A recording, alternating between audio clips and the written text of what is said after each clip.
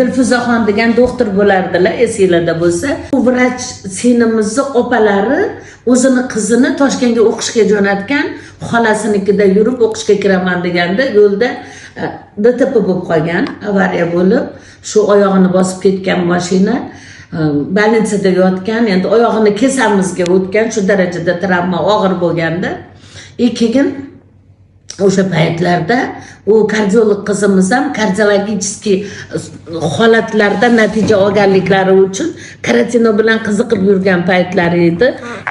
Yo'q, oyog'ini kestirmayman deb, ana gips ham qo'yib bo'lmaydigan latok der ekan meditsinada, latokka oyog'ini qo'yib qo'ygan deydi. Nima bitadil dedimi, noto'g'ri aytishim mumkin, dori quyar ekan. Bitadilmi? Dori quyar ekan, u ham qizg'ishroq bo'lar ekanda. Yodga o'xshagan. Yodga o'xshagan. Men deydilar, o'sha latokka oyog'iga silverni qo'ydimda, karantinni qo'yib qo'yaverdim deydilar. Keyin ma'lum vaqt o'tgandan keyin necha kunamdirda, keyin haligi konsilium bo'lgan, qizni oyog'ini kesmaslikka qaror qabul qilishganda.